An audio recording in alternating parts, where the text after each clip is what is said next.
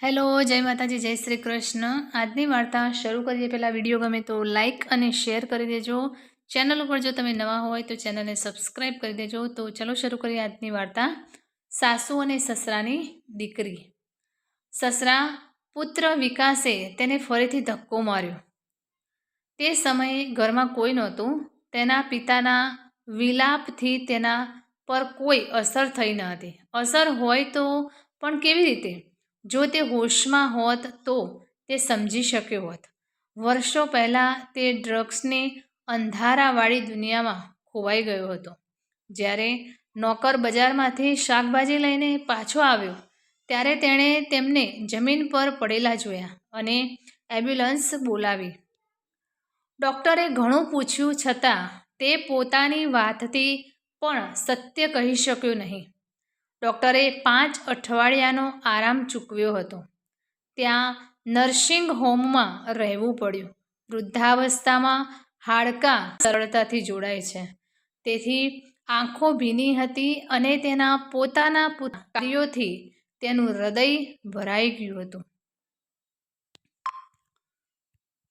બપોરનો સમય હતો ત્યારે પુત્રવધુ તેના બાળકો સાથે શાળાએથી પરત ફરતા અને પાર્લરમાંથી ઘરે આવતા સાસુને અકસ્માતની જાણ થઈ હતી।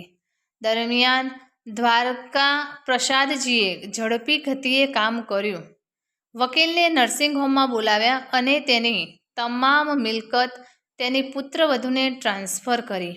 આ માત્ર વસિયતનામું ન હતું, પણ સસરાનો પસ્તાવો હતો। એક ભણેલી ગણેલી છોકરીને તેના નાલાયક પુત્ર સાથે પરણાવી દીધા પછી તેનો આત્મા તેને ઠપકો આપતો રહ્યો, જેના કારણે તે આ નિષ્કર્ષ પર આવ્યો। આ વાતની જાણ થતાં જ પત્ની આશાજી ગુસ્સે થઈ ગયા। મારા જીવનકાળ દરમિયાન આ બધી મિલકતની માલિકી મારી પુત્રવધુને આપવાનો શું અર્થ છે?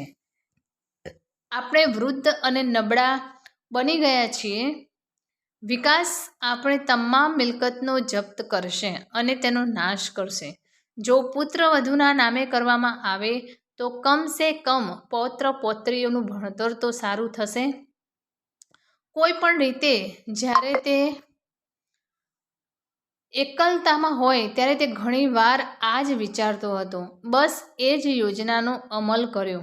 જે માતા પિતા દરરોજ પોતાના પુત્ર દ્વારા અપમાનિત થાય છે તે બીજું શું કરી શકે? પશ્ચાતાપ રૂપે તેણે તેની પુત્રવધુને તેની તમામ મિલકતની માલિકી બનાવી દીધી। તે જાણતો હતો કે તેના પુત્ર પ્રત્યેના પ્રેમને કારણે તેણે મોટો ગુનો કર્યો છે। આજે નહીં તો કાલે સુધરી જશે એમ હું વિચારતો રહ્યો અને સમય સરકતો રહ્યો। પણ શું આ બધું એટલું મહત્વનું હતું? જો તમે મારા પર ભરોસો રાખ્યો હોત તો હું મારી જાતને જ કરી લેત। તમે શું કર્યું હશે કે આજ સુધી તમે તેને સુધારી પણ ન શક્યા? તમારા લાડ હંમેશા તેને બગાડે છે। જ્યારે તેણે પહેલી વાર સિગારેટ પીધી હતી ત્યારે તે મને થપ્પડ મારી શક્યો ન હતો। જ્યારે તે તેના મિત્રો સાથે શાળાની વિદાય વખતે બિયર પાર્ટી કરી રહ્યો હતો ત્યારે તમે મારી સાથે લડ્યા અને તેને આપી પૈસા। એ જ શ્રીમંત લોકો સાથે જ્યારે તેણે ડ્રગ્સ લેવાનું શરૂ કર્યું ત્યારે પણ તારો પ્રેમ આંધળો જ રહ્યો। ગાંધારીની જેમ આંખ પર પટ્ટી બાંધીને તે તેને બરબાદ થતો જોતી રહી। જ્યારે તે અસ્વસ્થ હતો ત્યારે તે પોતાનો બધો ગુસ્સો બહાર કાઢતો હતો। હવે મનમાં કંઈ રાખવા માંગતો ન હતો। તેણે તેના પુત્રના ખોટા ઉછેર માટે તેની પત્નીને દોષી ઠેરવી। તમે પણ પૈસા કમાવાના જનૂનમાં ઘરની બહાર શું ધ્યાન આપ્યું? હું એકલા મારા યુવાન પુત્રની કેટલી સારી રીતે સંભાળ રાખી શકી હોત। કામ કરતા હતા, હું સંપત્તિ ભેગી કરતો હતો, પણ હવે મને ખબર પડી કે દીકરા દીકરીઓ ધન એકઠા કરે છે અને દીકરા દીકરીઓ ધન એકઠા કરે છે। બંને સંજોગોમાં આ પૈસા નકામા છે। તેથી હવે હું તેનો ઉપયોગ સારા કાર્યો માટે કરવા માંગુ છું। મને લાગ્યું કે લગ્ન પછી તે સુધરશે, પછી તેણે તેના બેરોજગાર ડ્રગ વ્યસનની પુત્ર માટે એક સારી છોકરીનું જીવન બરબાદ કરી દીધું. જ્યારે હું તમારા બગડેલા પુત્રને રિહેબ સેન્ટરમાં મૂકવા ગયો ત્યારે તમે તેને પાછળથી જોયો અને તેના લગ્ન એક પ્રતિષ્ઠિત પરિવારની છોકરી સાથે નક્કી કર્યા અને તમારી તરફેણમાં દલીલ કરતા રહ્યા કે લગ્ન પછી બધા સારા લોકો સુધરે છે, તે પણ તેને સુધારી શકી નથી. દરેક જણ મારા બાળકના દુશ્મન બની ગયા છે. તમારા મનમાં જે આવે તે કરો, તે રડવા લાગી. વિકાસની ભૂલોને ઢાંકશો નહીં. સારું છે કે પુત્રવધુ સરકારી ઓફિસર છે અને તેની સાથે બોડીગાર્ડ છે. તે તેની સાથે ગેરવર્તન કરી શકશે નહીં. હવે તેને ફરીથી રિહેબ સેન્ટરમાં મૂકવાનો સમય આવી ગયો છે. પુત્રવધુ ઘરોમાંથી કમાતા ભાડાથી તેના બાળકોના ભણતર અને લગ્નનું ધ્યાન રાખી શકશે. તમે પણ કંઈ બોલો છો? તમે મારા માટે કંઈ નહીં રાખશો. આશા, થોડીક શરમ કરો. છોકરી તેના સાસરે આવે છે. તે સપના શું છે? અને અમે ક્ષિપ્રાને શું આપ્યું? દવાઓના પ્રભાવ હેઠળની વ્યક્તિ. મારું પેન્શન તમારા ખોરાક, કપડાં અને પાર્લર માટે પૂરતું હશે. હવે તારી સજા તારી વહુને મિલકતનો ઇજારો આપવાની છે. આશાજી ગુસ્સાથી ગુસ્સે થઈ ગયા અને ઝાપટ્યા. આ શું છે?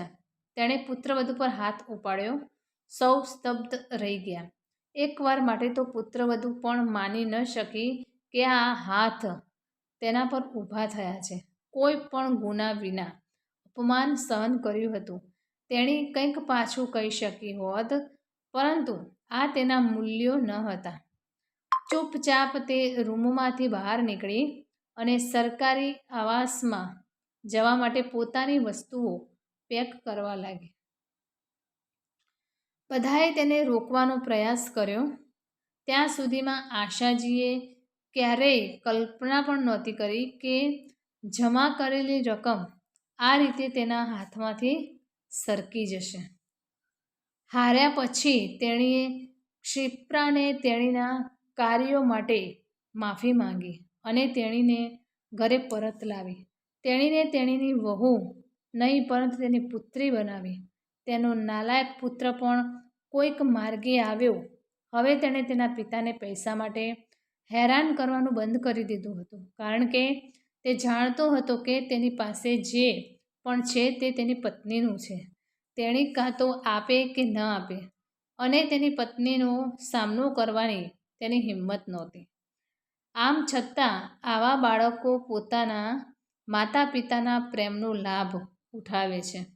જ્યારે ઘરેલું વિવાદનો અંત આવ્યો ત્યારે સાસુ અને સસરા પણ થોડા સુરક્ષિત મહેસૂસ કરવા લાગ્યા. હવે ઘરનું બધું બદલાયું ન હતું, પણ એક સસરાના આત્માને થોડી શાંતિ મળી હતી. તેમના દ્વારા કરાયેલા અપરાધની ક્ષમા નહોતી, પણ પુત્રવધુનો નિર્દોષ ચહેરો જોઈને તે તડપ જાગી હતી અને તેમને અપરાધ ભાવમાં ડૂબી ગઈ હતી. તે શાંત થઈ ગઈ હતી. વિકાસને પુનર્વસન કેન્દ્રમાં મોકલવામાં આવ્યો હતો અને ક્ષિપ્રા જીવનભર તેની પુત્રી તરીકે તેના સાસરિયા અને સસરાની સેવા કરતી રહી. તો મિત્રો, આ કહાની તમને કેવી લાગી તે કોમેન્ટ કરીને જરૂર જણાવશો. વિડીયો ગમે તો લાઈક અને શેર કરી દેજો. ચેનલ પર જો તમે નવા હોય તો ચેનલને સબસ્ક્રાઈબ કરી દેજો. ફરીથી મળીશું આવા જ એક નવા વિડીયો સાથે, વાર્તા સાથે. ત્યાં સુધી નમસ્તે, જય માતાજી, જય શ્રી કૃષ્ણ, હર હર મહાદેવ. Thanks for watching.